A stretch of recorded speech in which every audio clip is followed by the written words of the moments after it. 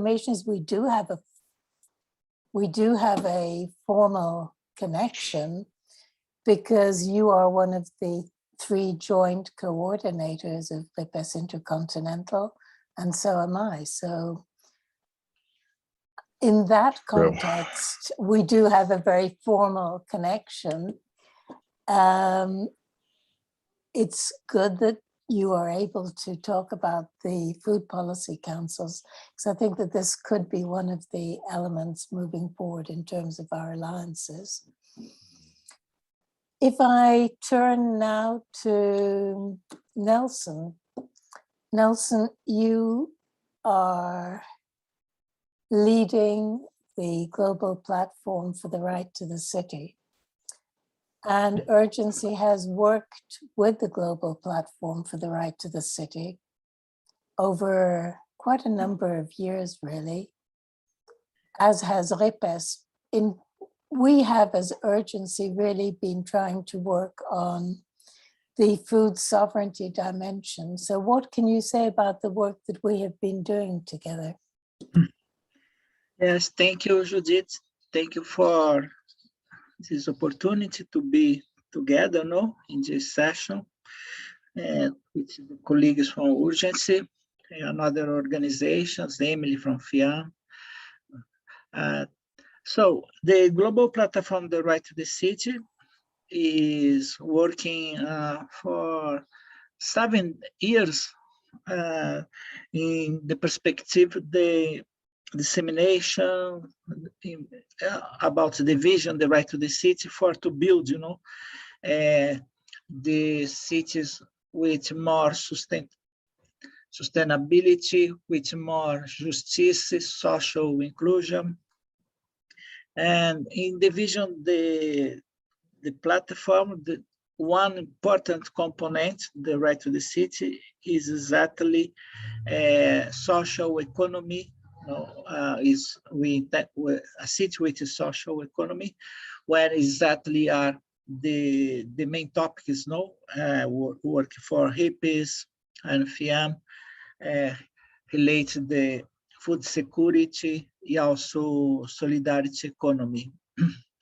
And then we have working together, with these organizations, even other organizations like WIGO, Cities Alliance, UCLG, with this topic, the component, the right to the city, the city with social economy, diversity, including recognition, especially the rights of the informal workers in the cities, in the urban space.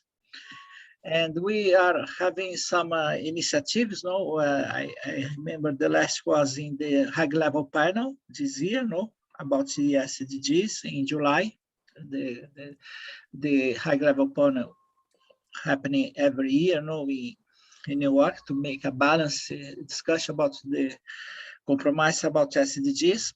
And then we have, one special session to bring this issue, for this high global panel. And this was some kind of the activity, we are doing together in the perspective of the advocacy. We also, we have some initiatives for the capacity building. In this moment, I share here in the chat, and we have for tomorrow one declaration about the right to the city, because it will be the World Day of the City tomorrow, launched by UN Habitat. And then once the important topic is, we are raising in this moment regarding the situation we have in the world, the pandemic, the COVID-19. We have one special document about the right to the city impact of COVID-19, and we are raising, in special some recommendations for we work together in the perspective, the components that right to the city. One exactly, about the social economy. Thank you so much, Nelson. if you give us the link, we can do something there. Antonio and Javier, you are both here representing Maela. We have invited Maela to participate in our two last conferences, both in China and in Thessaloniki. And we have worked together and continue to work together within the IPC, but not necessarily directly, although there are indirect links in Latin America. So what can you say about what we have been doing? And then we will look at how we can take it forward in the second part of this session. So I don't know whether it's Antonio or Javier who is going to speak.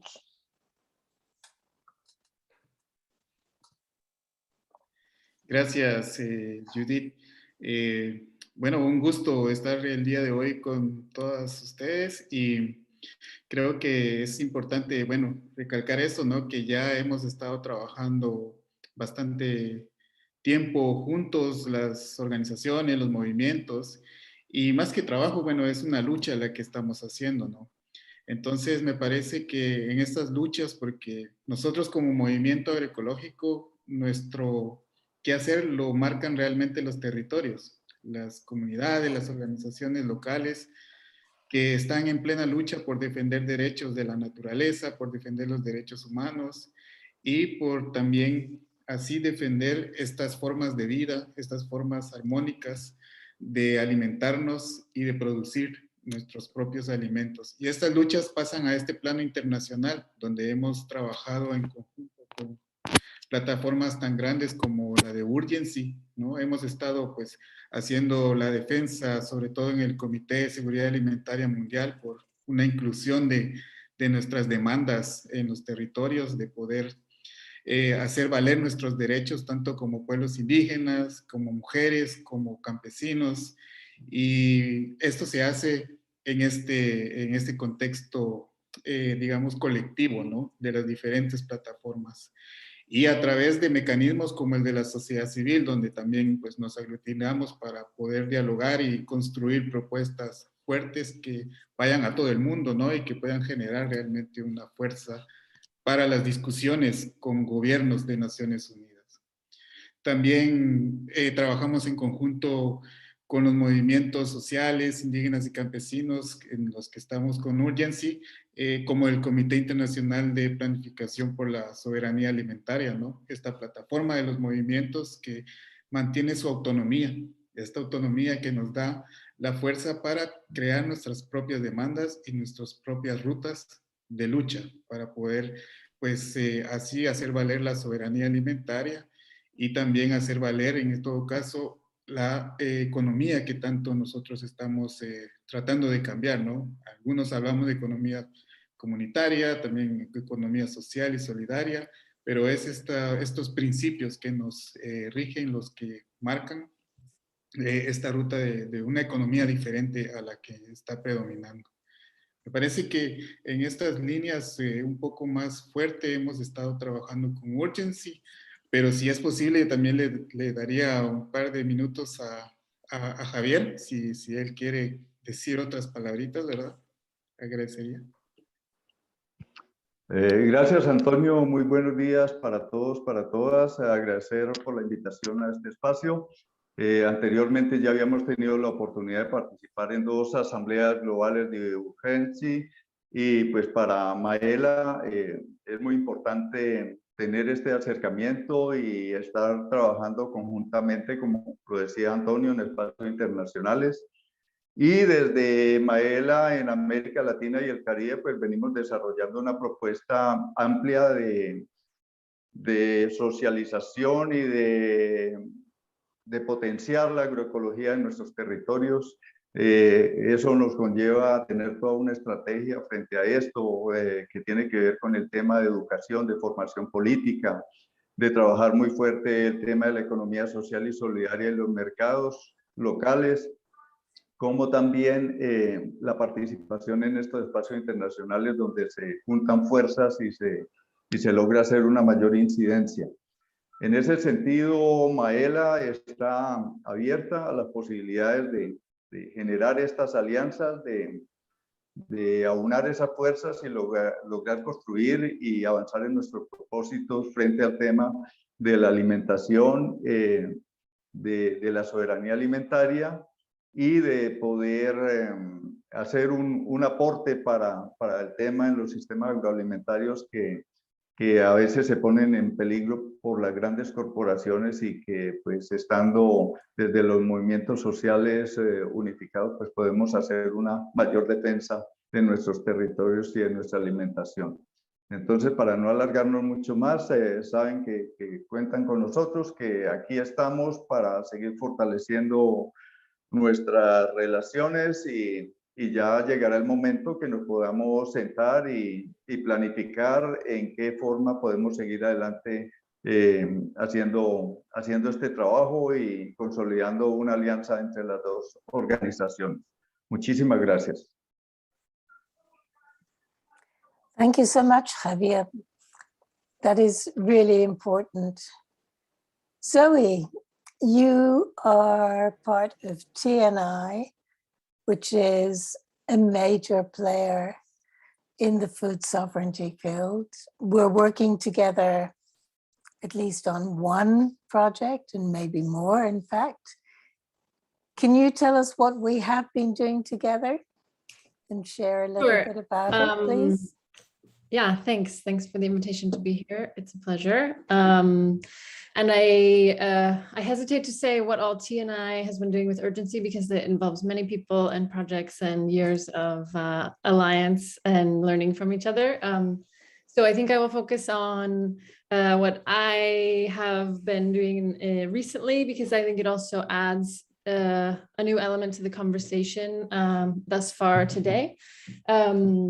Which is working specifically on building out our networks and understanding of the issues from a territorial food system perspective in the interest of building food sovereignty, but what is the role of fishers and fisheries in that context? And so specifically, we've been working on mapping and understanding community-supported fisheries or initiatives to increase direct sales and other fisher innovations in Europe with other partners from the US, from Local Catch, and from France as well, from Plein Mer.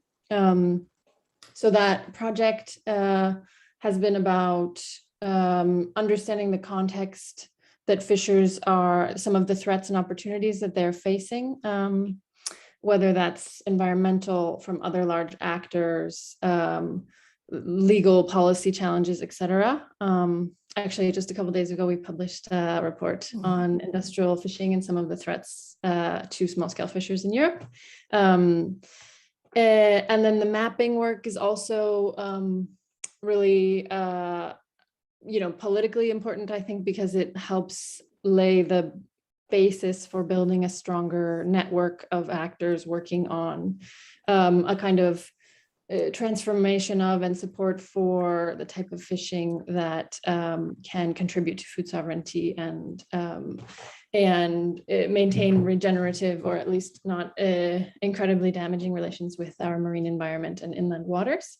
And then there's been a really interesting training and awareness building component in the work that Urgency, I think, has been really helping us understand how we can weave in some of these educational tools and training opportunities into the work that we're doing around these issues. So that's also been quite a cool component of some of this work on fisheries.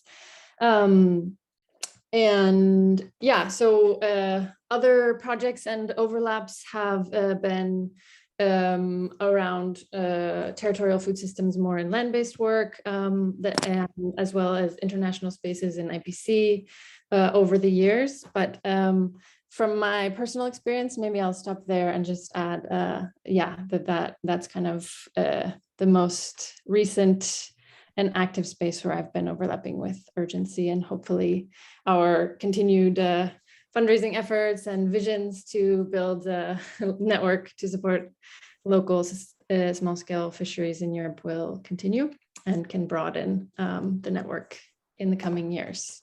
So thanks. Thanks, Zoe. Guilherme, at a different level, Urgency has a memorandum of understanding with the FAO.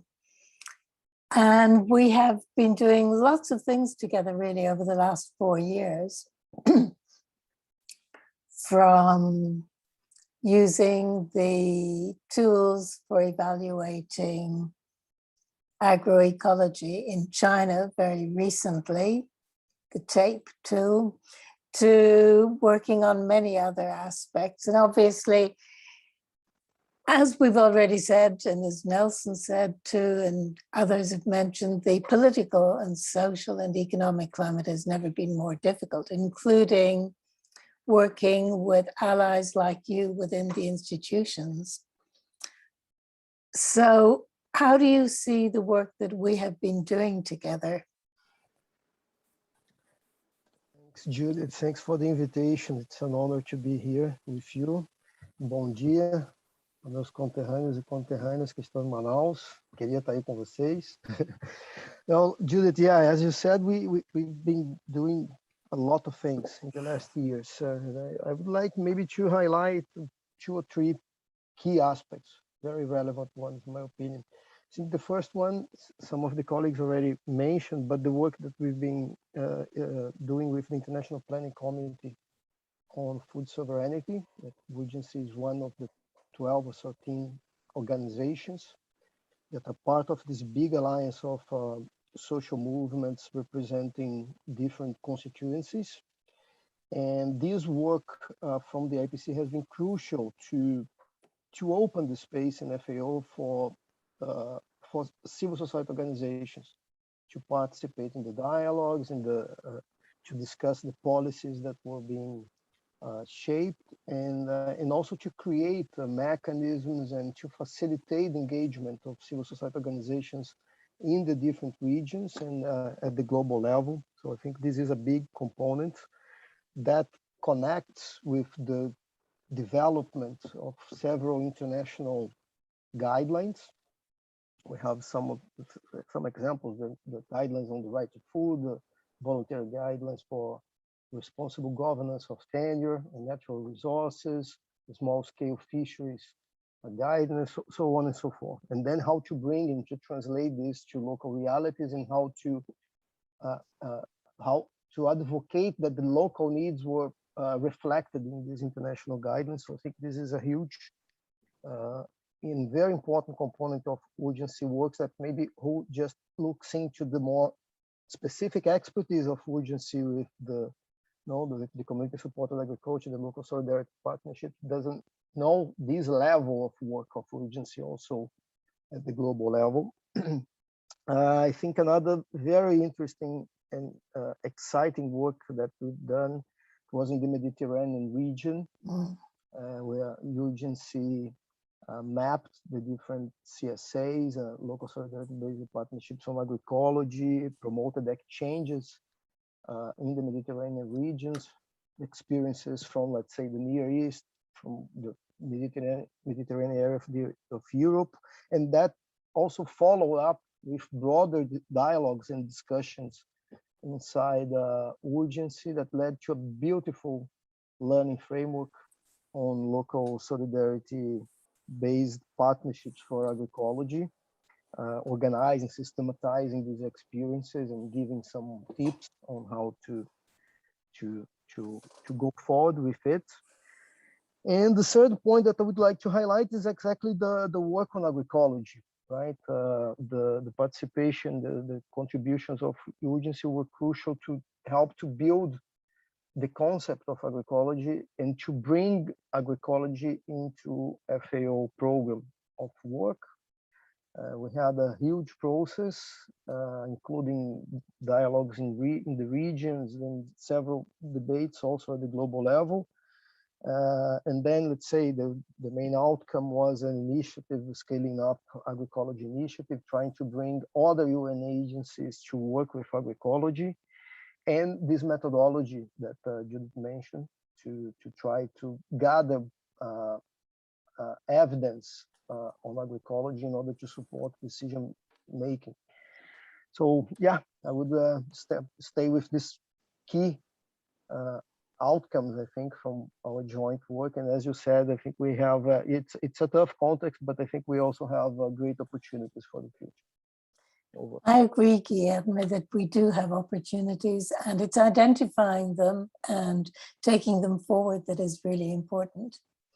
I'd like to turn now briefly to somebody some of you know, who is Kazembe Balagan from New York. Kazembe represents the Rosa Luxemburg Foundation, and it is thanks to him that we have been able to have some resources to support a lot of the work that it has taken to get this whole show of our symposium on the road, specifically in terms of organizing 34 interpreters and having interpretation into 5 different languages on a voluntary basis, which is an amazing feat. So thank you, Coati, for organizing that. But Kazembe, we have not worked deeply or at great length together. We did work together through the Right to the City in New York as well on food sovereignty aspects, and on a workshop side event that we held, as well as some field events jointly on the questions of food sovereignty in the city. So how do you see the work that we have done to date? And thank you for being with us.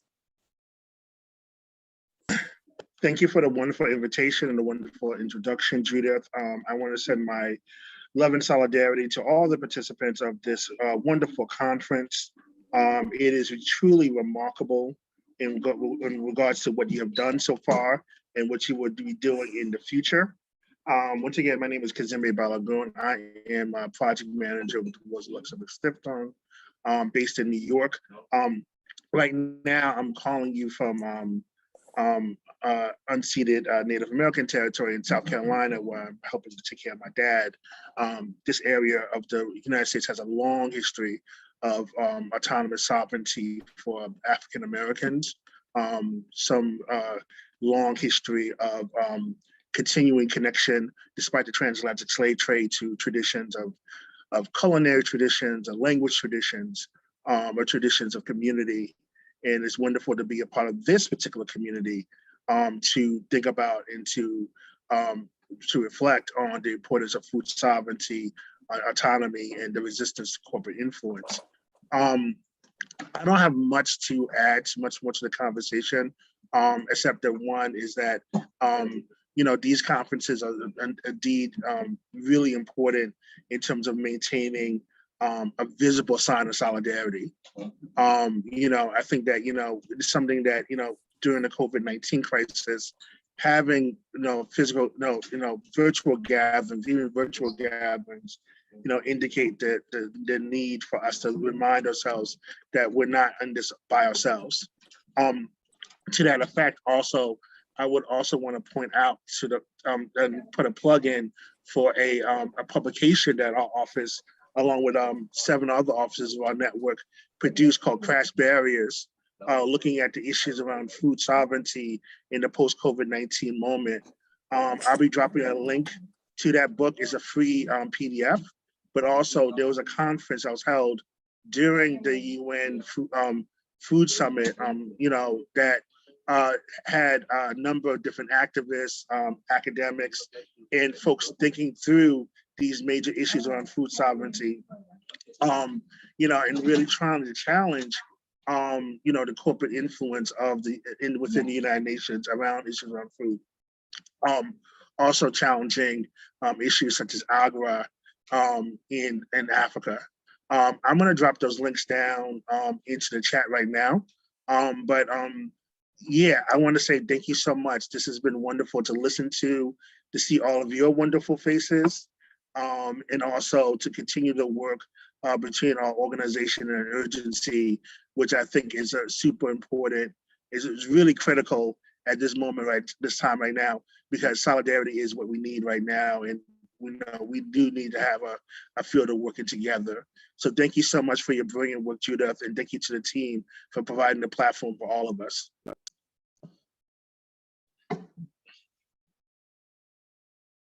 Thank you so much, Kaz, for that contribution. Looking forward now, because we're approximately halfway through this session. Unfortunately, we are missing two key people who were supposed to speak. One is Perla from the Alianza in South America, who represents the Via Campesina, who have been present in many, if not most of our sessions in one way, shape or form. I don't know whether she was unable to connect. And also Stefano Mori from IPC, the International Planning Committee for Food Sovereignty, which is the autonomous space where we as social movements work together, strategize together and move forward together. And I will come back to that in the second part of what we can and will do together in the next years. Maybe we can take a board. Sam has set up a whiteboard for us, I believe, and we can look to the future and say, what can we do together in the next 3 years? What can we dream of doing together in the next 3 years? What can we hope to do together in the next 3 years? And maybe Sam, you can help explain this, because I'm absolutely hopeless and rely on people who are more technological than me. How do we get the Post-its? How do we write on them? How do we use this tool? And we can do this in different languages and sort through it after the event, because strengthening our alliances is going to be a really important thing. So what do we want to do? What can we do? How can we do it together in the next 3 years? I say 3 years because urgency symposiums are every 3 years. And we're building our strategic vision right now for the 3 years to come. So Sam, can you explain how people can just take Post-its and write their ideas on them? Yeah, sure. It's quite simple. If you look at the board, I just put the link in the chat.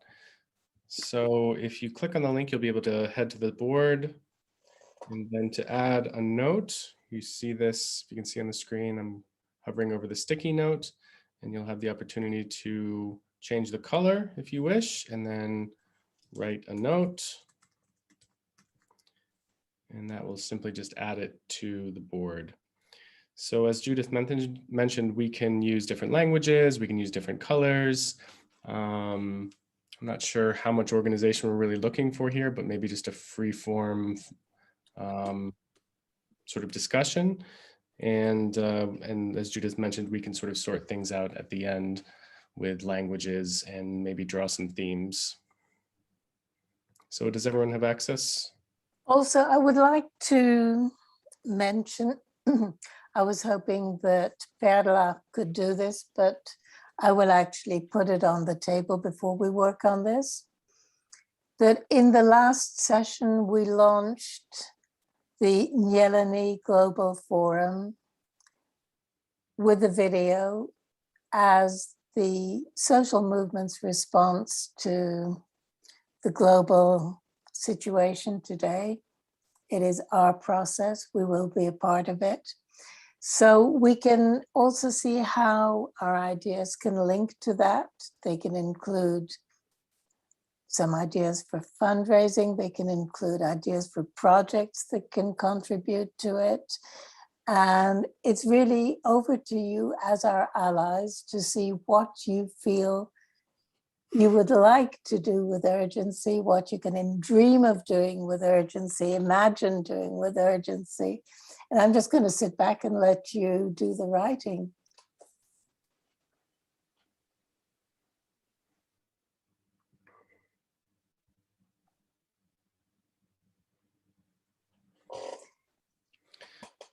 a quick update. I think that it's now available to everyone. Yeah, it says that the authorizations have been granted. Okay. So help yourself to Post-its and put your ideas up there so we've something to build on.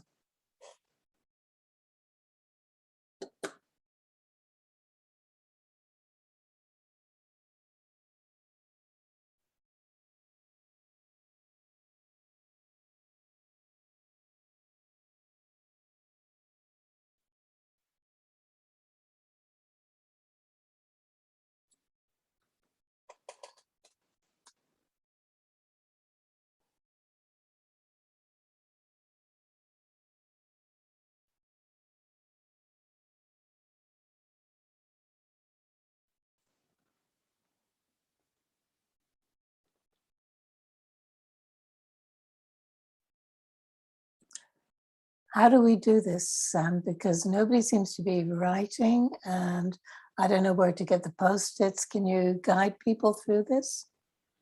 Sure, of course. So I changed permissions. Does Sam, you may anyone- need to reshare. I don't know if that creates a different link, but I'm still getting the request access. Yeah, me too. Okay, so Okay, so maybe what we can do is people can give their ideas orally and you can write them down. I put the new link in the chat. If we could try that new link, the most recent link in the chat, that should be. Still asking to request. Still, huh? Yeah.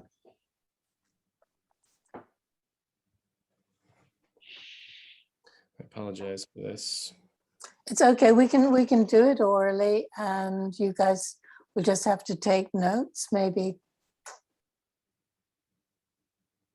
I don't know how else to do it. And I don't want to lose the valuable time we have together. Yeah, why don't we just have a conversation and then I can simply add Post-its to the board as they're tossed out.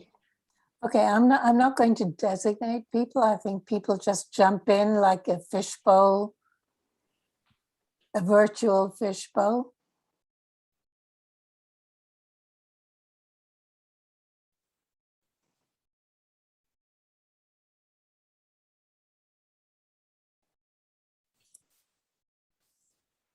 Judith, will you reshare the question one more time? Okay, what can we do together for the next 3 years? You know, we don't all have to do the same things together. And the second question is, how will this fit into the Nyeleni Global Forum, which we can ask afterwards. But first of all, what can we think of doing together in the next 3 years? And, you know, it can be wild ideas, very specific ideas, very broad ideas, but I leave it up to you because it can't come from me.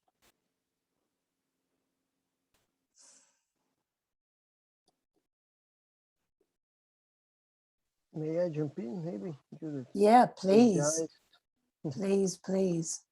Okay, I think, as you said, we have a tough environment, right? A tough context, but at the same time with some opportunities. There is a growing interest on, or at least a narrative on how we need to transform food systems. And I think the experiences that agency brings from its members are really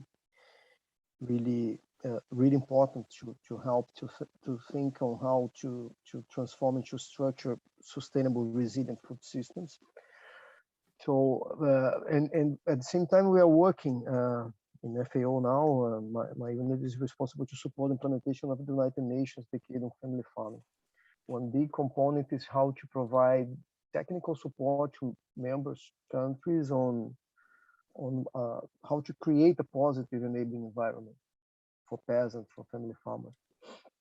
And I think it could be very interesting to have a systematization of which are the key features, let's say, in legal frameworks that could stimulate CSAs, local solidarity partnerships, which kind of policies can strengthen, promote. This could be very helpful, in my opinion, to bring concrete elements, ideas for the member countries on the policy level, how they can strengthen this area. I think we can do a lot on capacity development, on bringing very interesting educational proposals, methodologies that urgency has. And we can also offer the methodologies and tools that we've been developing in the past years. So working together on this could be interesting. We are working a lot on developing a better knowledge on public policies that could be useful for urgency members, on how to design, how to develop capacities to engage with governments on public policies, understand how it's shaped, how to influence.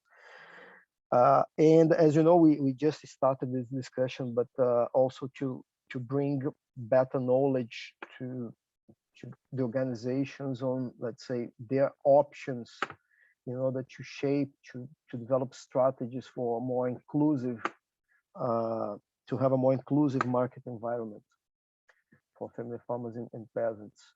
So looking into the possible models, bringing information, intelligence about market requirements, giving options for the organizations to develop their own strategies in an autonomous way on how to relate with markets.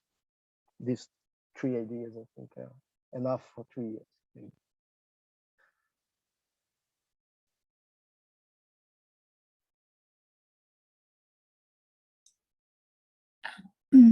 Maybe. Maybe I can jump in. I was inspired now to follow up on what Guy shared, and I think I actually really like his. Well, I guess I should also preface with it. It's important for us, I think, especially as technical support organizations, to also hear also from urgency where you see where you want to go and how we can fit your vision. But as I see you writing some things, Judith, I have some maybe in knowing urgency already have some ideas of things we could do together and just maybe taking one step further.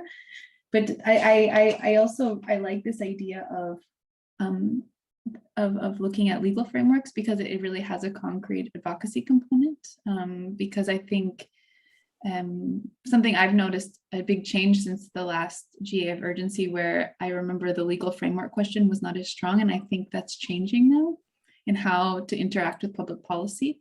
And I think it's a really interesting question. And I think for FIAN, or just like maybe the broader human rights community and questions around human rights, which maybe in this moment are more important than ever, because they're definitely not something very sexy for the bigger world, because and the scope of the degree of violation is so strong at the moment, especially COVID has revealed this very clearly, how vulnerable a lot of our systems are, not just food, but health and social structures.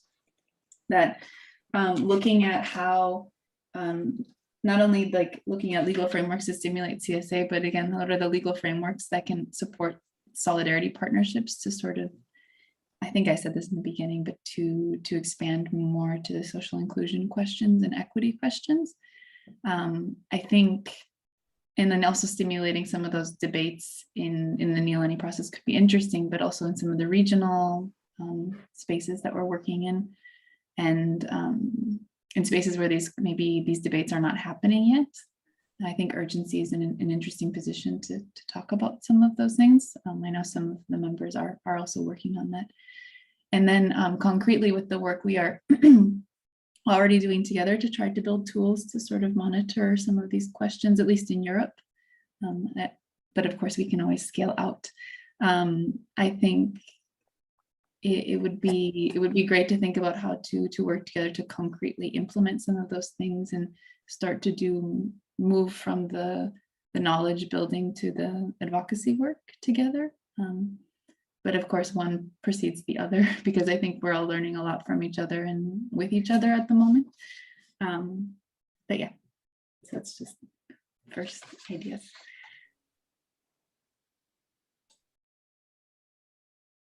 Thanks, Emily. I think that's really important.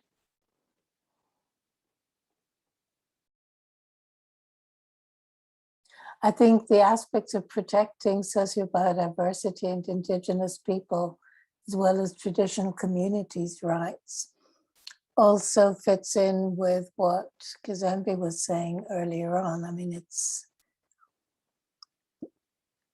the food sovereignty movement is anchored in people's right to their culturally appropriate food.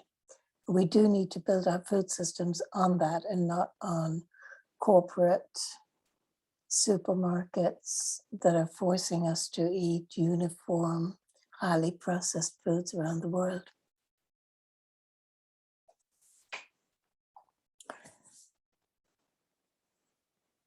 I think what has come across very strongly in all of the sessions that I've been in this week is really this need to work as joined up movements. And that is where the Nyeleni Forum will play a huge role. But for the Nyeleni Forum to happen, we need to have concrete projects that will fit into it and that we will be able to raise funding for.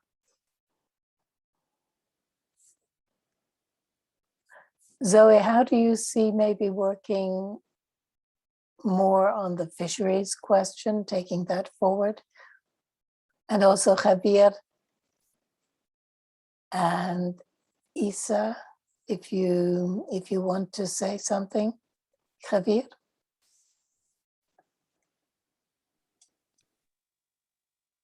Javier, dale tú primero. Dale, perfecto.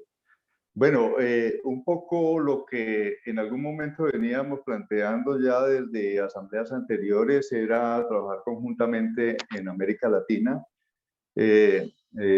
Urgenchi y Maela, en ese sentido, nosotros lo que proponemos es abordar el tema de la educación. Venimos ya haciendo un trabajo desde Maela a nivel continental con una escuela en formación política en agroecología y podríamos mirar conjuntamente cómo podemos potenciar esta parte que es tan importante para nuestras bases sociales. Lo segundo que podríamos trabajar en común acuerdo sería el tema de mercados campesinos y los sistemas participativos de garantía.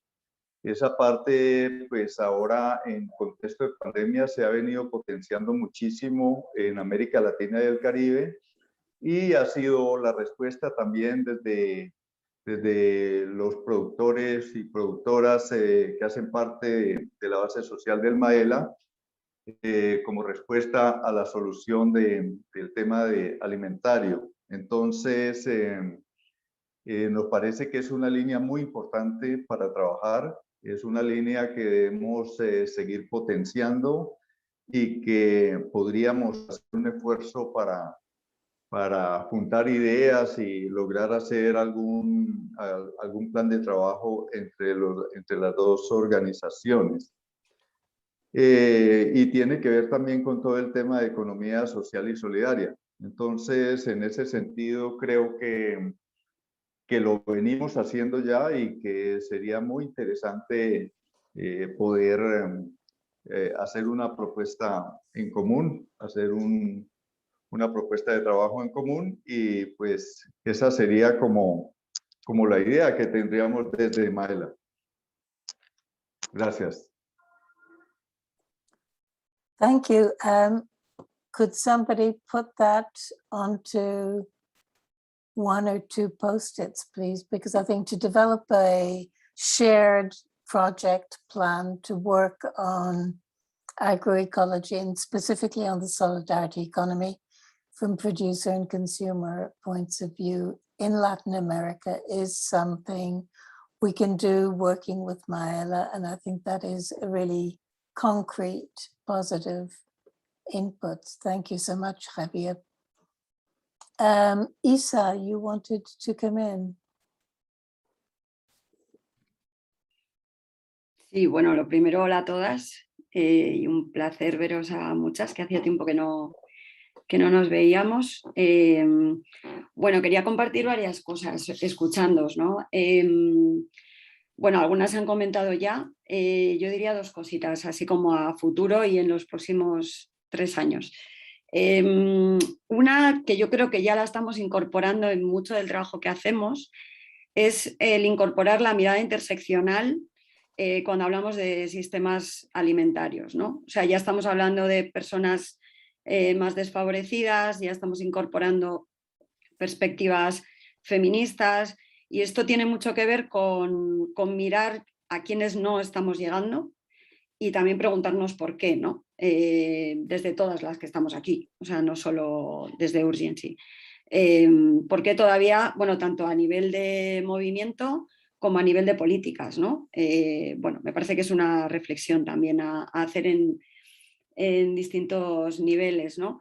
Creo que una cuestión, yo ahora me voy a ir a cuestiones un poquito más, no sé cómo decir, personales a lo mejor, pero porque en esto que habéis dicho de todo lo que hacemos, habéis hablado mucho de bueno, de las cosas que hacemos productivas, pero creo que también hay mucha, no sé cómo decir la palabra, en castellano sería contaminación en nuestros discursos, ¿no? Pero entre nosotras, contaminación de la buena, contagio del bueno.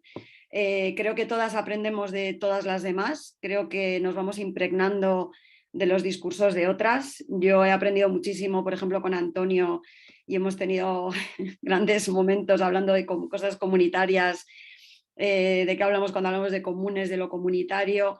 Si he podido incorporar los derechos humanos ha sido gracias a todo el trabajo con FIAN y creo que tenemos que seguir trabajando y entendiéndonos entre nosotras también como, bueno, pues como igual que hay del campesino a campesina, pues del activista al activista, ¿no? O sea, el aprender un poco entre nosotras. Creo que ahora mismo estamos en un momento, bueno, lo sabemos todas, muy, muy crítico también, ¿no? Como sociedad civil, creo que el visibilizarnos juntas y unidas también va de la mano de esa narrativa que tenga los derechos humanos como pilar, ¿no? Frente a las múltiples partes interesadas y todo este momento que estamos viviendo. Entonces creo que reforzar nuestra narrativa común es algo muy importante. Y para terminar diría que, bueno, viéndoos a todas, que casi lo más prioritario de todo lo que nos toca hacer es encontrarnos y abrazarnos, porque os estaba viendo y Dios mío, qué fiesta nos hemos perdido en Brasil. A ver cuándo la podemos, cuándo la podemos hacer, porque la construcción y el trabajar juntas también es todo lo que pasa cuando salimos de estos espacios, ¿no? Entonces creo que tenemos también como ganas de encontrarnos y de, bueno, apagar un poco el Zoom y volver al contacto físico. Entonces también quiero poner eso de relieve, porque sin eso todo lo demás no existiría. Nada, un beso a todas.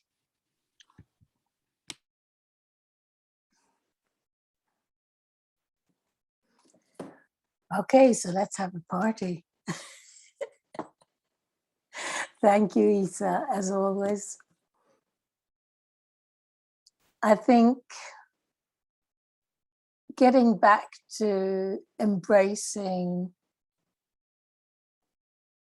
each other, hugging each other, seeing each other physically is important, but we must protect each other as well. I think that our work does protect each other to a very large extent.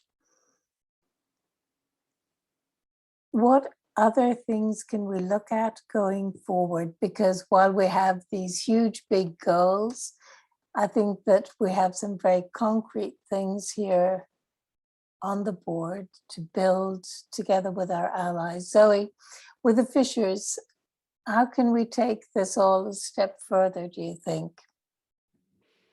Yeah, thanks, Judith. I added a little bit onto the board. I can't read small print, so I need to hear it.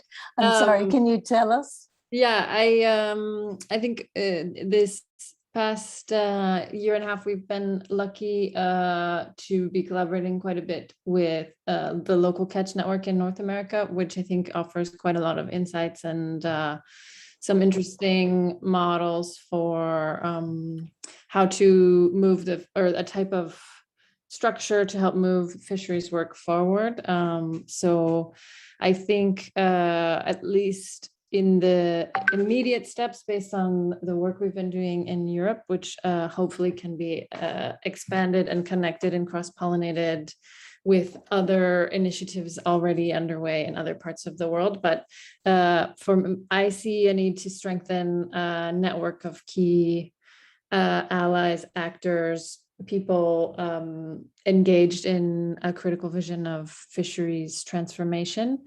And also, it seems like there's a lot of power and wisdom on this call and in the networks that all of us are connected to help bridge fisheries issues with the rest of food system transformation work and food sovereignty movements.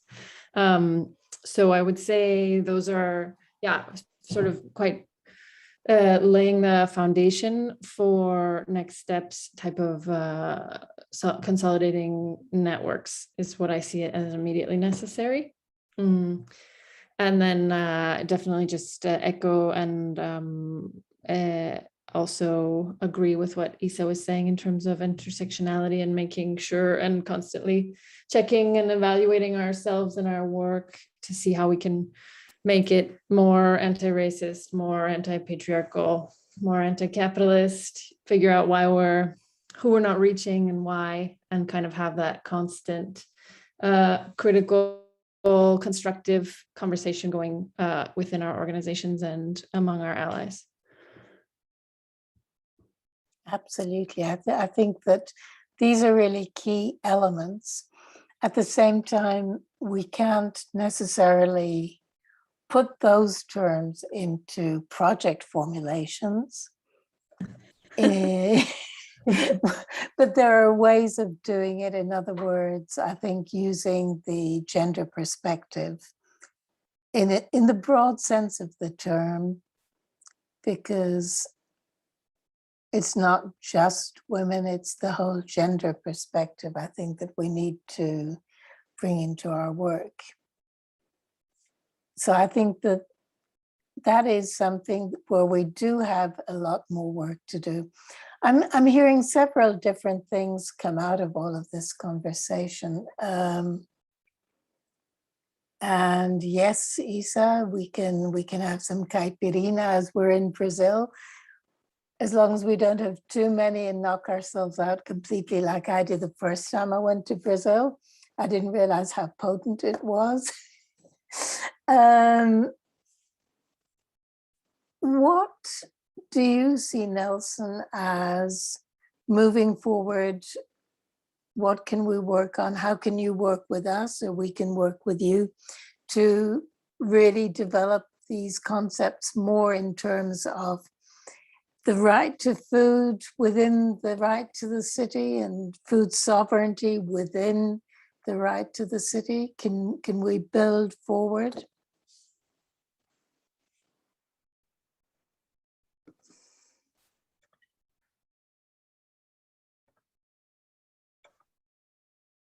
Yes, thank you, Judith.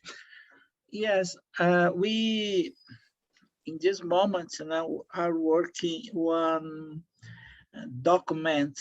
We are called the thematic papers, for to have strategic documents regarding the components, the right to the city for the perspective, the advocacy, and also capacity build, One is exactly our launch, now is about the right to the city, COVID-19. Yeah, another we have already is about the right to the city and the climate change for the perspective of the ambiental justice. We are working with colleagues from Ecuador, one thematic paper about the intersections and connections between rural and area territory. One topic we are exploring very much is exactly about the agriculture sustainable. Now it's one main topic. It's already done in this work with thematic paper, exactly for the perspective of the solidarity economy and also for the food security. This team are working in this perspective, and then we can explore better this document for the advocacy perspective and capacity building regarding right to the city and food security and economy solidarity the next year, for next steps. I think it is the contribution we can do, for resilience for the next steps. This moment I can't say this. Thank you, Nelson. I think that Stefano from IPC is going to try to join us. So if he can be let in when he comes.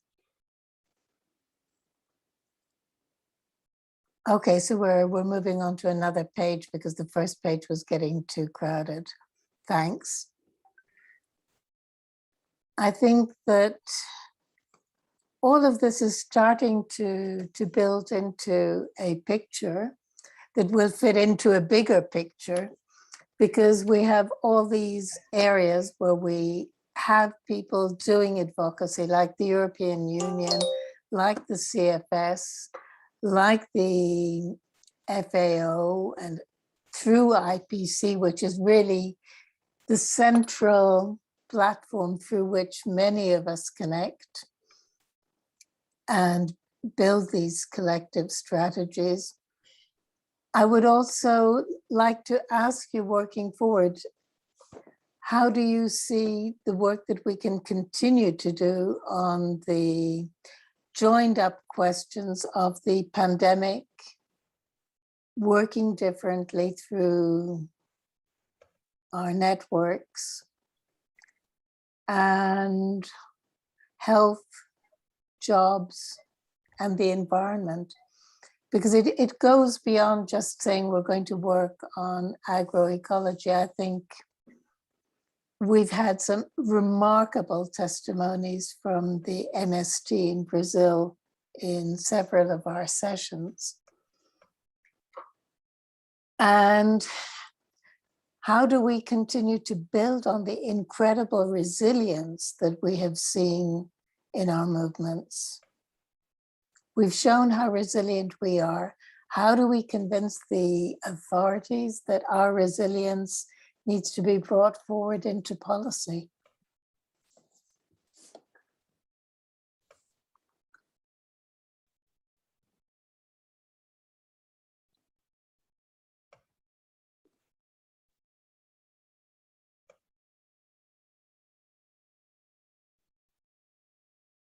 Can anybody make any suggestions there? Because I think that is...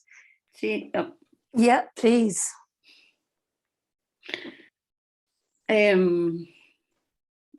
No, estaba pensando un poco al hilo de lo que estás diciendo y de cómo seguir adelante. Para mí hay un tema para trabajar, tiene que ver con lo que he dicho antes de las narrativas, que es que yo creo que una de las cuestiones clave que tenemos que trabajar todas donde nos toque estar es insistir en la necesidad de valorizar la actividad campesina y el ilusionar a las personas jóvenes, niños, niñas, niñas, con ser campesinas y el insistir tanto a nivel político como a nivel social en que es importante ser campesina, porque sin eso no va a haber otra cosa más, ¿no? Y creo que ahora mismo, además de la pandemia, estamos viviendo una escasez de muchos materiales y creo que esto nos va a llevar a ver dos bueno, ya la estamos viendo, haber como dos corrientes, ¿no? Por un lado, una corriente que mire más a lo local y a la sostenibilidad, pero por otro lado también a grandes empresas que intentarán hacerse pasar por falsas soluciones, ¿no? Y creo que ahí tenemos que reunir, bueno, antes lo comentaba alguien, reunir muchos datos del impacto y sobre todo valorizar la narrativa agroecológica y de soberanía alimentaria frente a otras falsas soluciones, ¿no? Y creo que ahí, y pasa por lo que decía de ser campesinas, que puede sonar muy básico, pero creo que yo siempre he dicho que estaremos cambiando de verdad las cosas cuando las familias eduquen a las niñas para ser campesinas de mayores, ¿no? Y lo valoricen como ser doctora o ser arquitecta. Y me parece que es una narrativa que no es menor, o sea, que es algo por lo que tenemos que trabajar también. Así que, bueno, pues ahí lo dejo.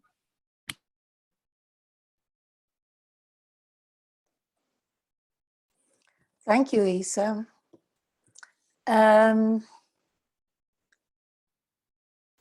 There's a message here. Can you please turn your microphone off, Nelson? Thank you. We also now have Stefano Mori from IPC.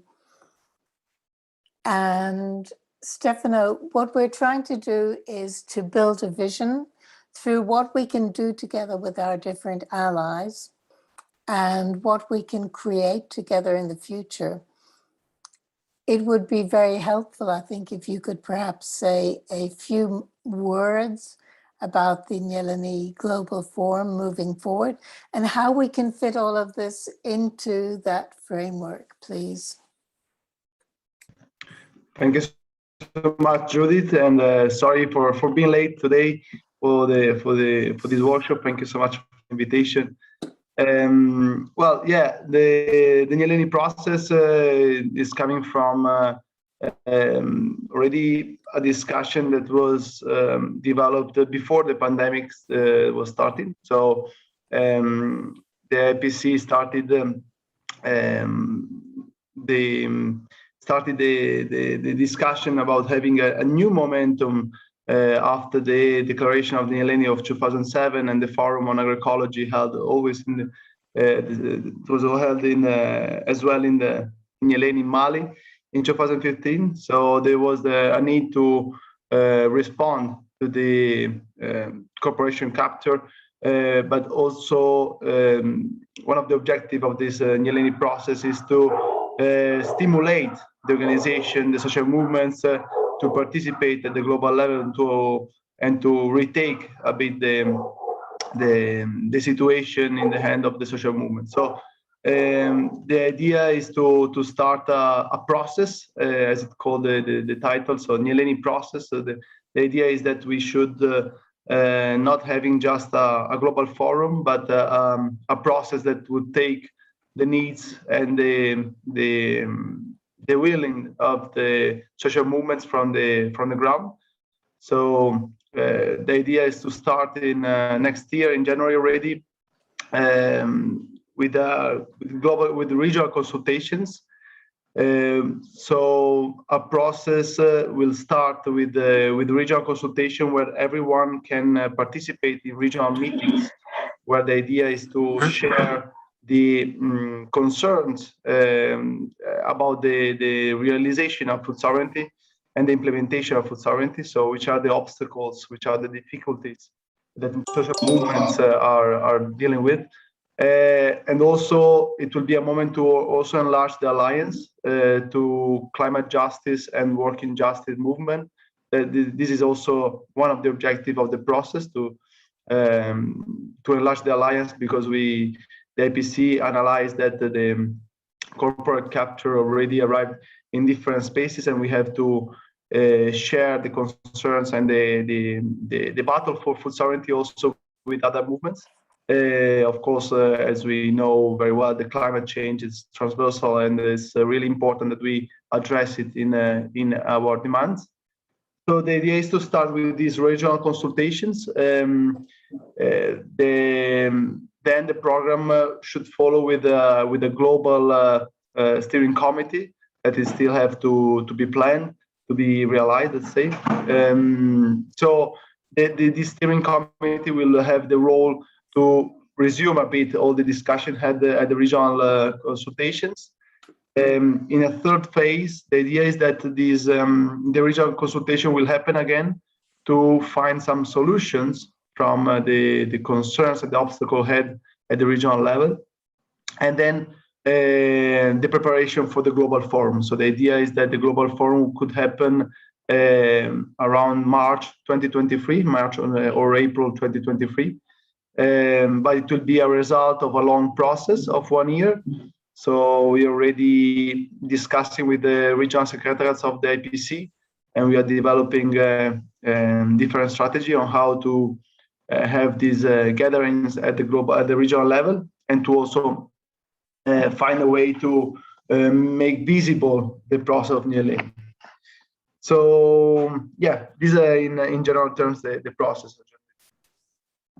Thanks a lot, Stefan. I think it's really important to have that information.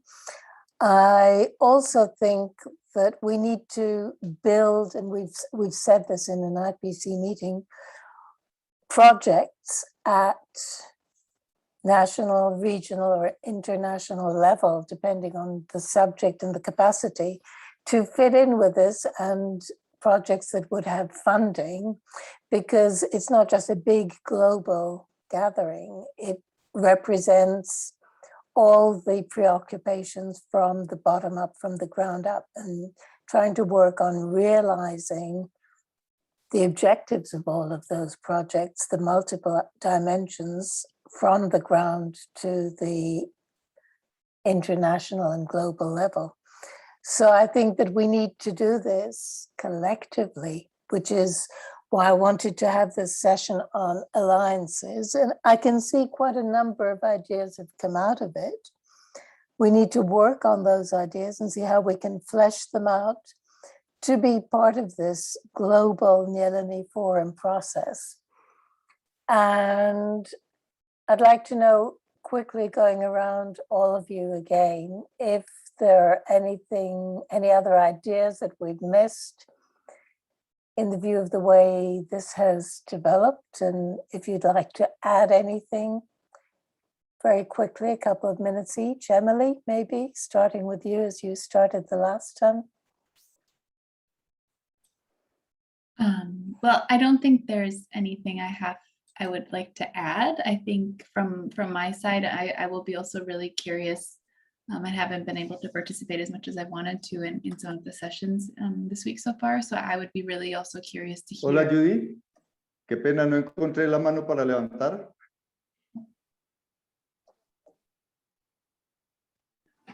Sorry, who is this? Hello, there's somebody. Javier de Maela, quisiera hacer un aporte. Yes, please. Can you say something after Emily? Can we just let her speak, finish her sentence, and I will come to you, Javier? Emily, can you just finish what you were No, saying? it wasn't so exciting. So no, Javier, I can go.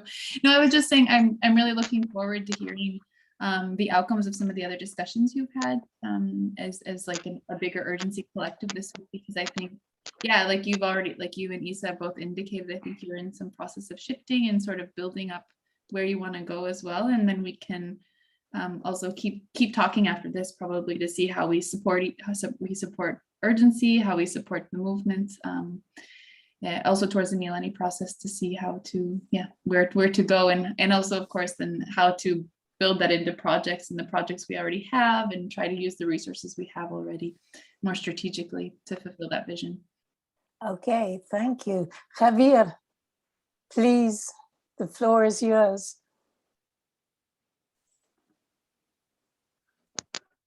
Ok, muchas gracias. Disculpa haber interrumpido, no encontraba cómo pedir la palabra, pero bueno, discúlpame.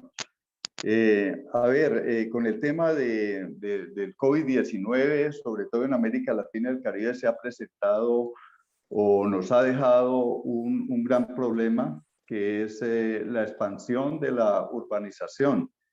Entonces, con el tema de trabajo desde casa, muchas personas de la ciudad han salido a comprar predios en las zonas rurales donde finalmente son personas que no van a producir, que solamente son fincas de recreo, y esto ha hecho pues de que nuestras comunidades campesinas se sientan en riesgo y se tengan que desplazar.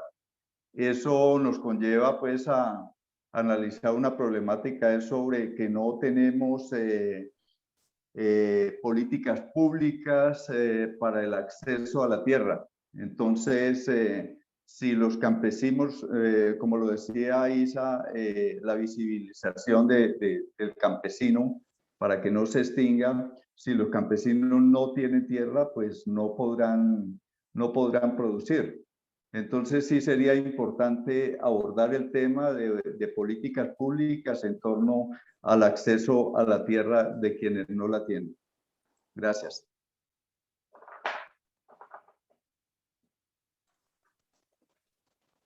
I think this is a very important point, Javier.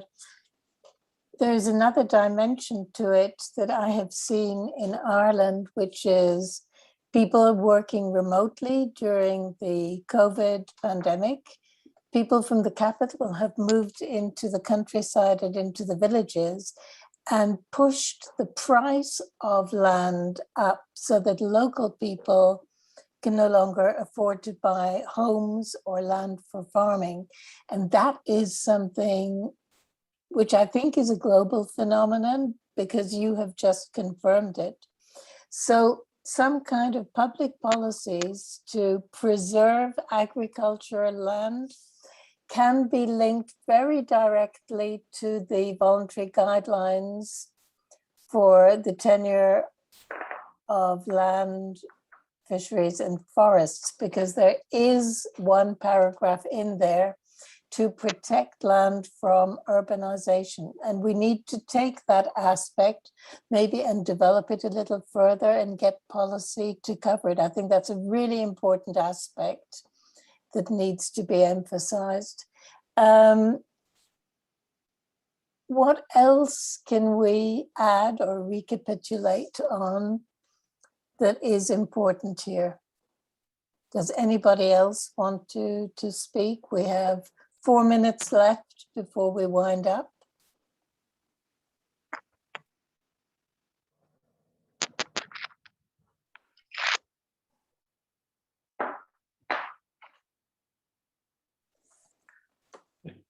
Judith, will this list be shared from the Jamboard with the group?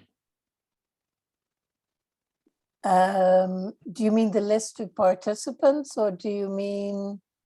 I mean the list of ideas. The list of ideas will certainly be brought forward to our General Assembly. Okay. And we can also share it, yeah. And the whole session will be on Urgency TV. So you can go back to that. So I think, what are the 3 priorities we should look at? It seems to me that public policies in terms of land rights, access to land, and food policies. Food Policy Council seems to be one of the key things that we can bring forward. The second key theme that I heard is working with Maela in Latin America on solidarity economy between producers and consumers as being a key lever, and doing that perhaps within the food sovereignty movement and including REPES as the Global Social Solidarity Economy Movement. So we can take that as a second priority maybe. And the third one is to protect local communities, be they Black, Brown, Indigenous, and socially excluded, and their right to food, their right to land, and their human rights in a broader sense of the term, in the socio biodiversity, as well as other aspects. So those to me seem to be the three key aspects that came out of it. I don't know, would anybody else see it differently in 2 minutes? Did I miss something? Judith, Yes. I'm going to, well, I don't know, I guess it's one more priority to add, and that's, well, given that we have 2 minutes left, we all also know that if this is your last days as urgency presidents, and given that we're in a session with allies that you've worked closely with, not just in your 10 years president, but since you've entered the food sovereignty movement, maybe not just with us personally, but with all of us in our organizations and countless other organizations. I just wanted to say, and I think I'm speaking on behalf of everybody here, to say a huge thank you for all the work that you've done, not only lifting up urgency and all the organizations and members you work with, but I think all of our organizations and all of us personally, and really being such a dedicated advocate in the work that you do. And I think that urgency has benefited greatly from having you there, as have all of we. And we've learned a lot from you and with you. And of course, I think you're not going anywhere. So I don't think any of us are worried about that. You are, I think workaholic is like a negative term. So I want to say like a dedicated advocate for the CSA and Solidarity Economy Movement and the food sovereignty movement. And we look forward, I think, all of us to keep on trucking. I don't know, with this vision and this work that we discussed today, and keep collaborating with you. So I know I feel like that's insufficient. I wish we were there to share a drink with you and give you a hug, but I think we can give you all a virtual round of applause and probably a big hug next time we see you. So yeah, thanks to you for everything that you've done and continue to do. Thank you so much. Thank you so much. But like you said, I'm not going anywhere. I have made it very clear I don't want any other titles. I don't feel any need for any titles. And I do want to continue doing some work. I mean, I will no longer be president, which is fine. I'm very happy with that.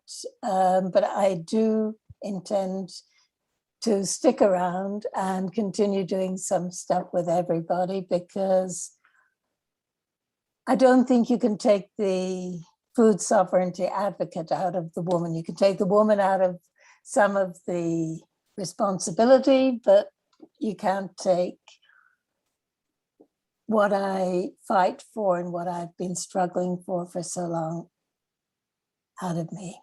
So, I won't shut up. I won't go away. I'll still stay actively involved, but I will not be as much in the spotlight, I hope.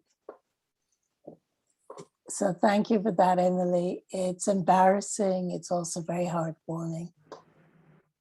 No need to be embarrassed. And I think it's probably a sentiment we all share. So one more round of applause for Judith. Listen, stop.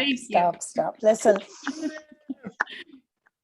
Sam, can you try and get those 3 priorities off the videotape and put them on Post-its to bring forward maybe, and keep track of all the other ideas so that we can work on them, building our vision going forward.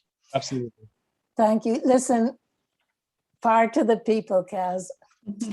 And thank you all so much for your help, for your support, for contributing as allies.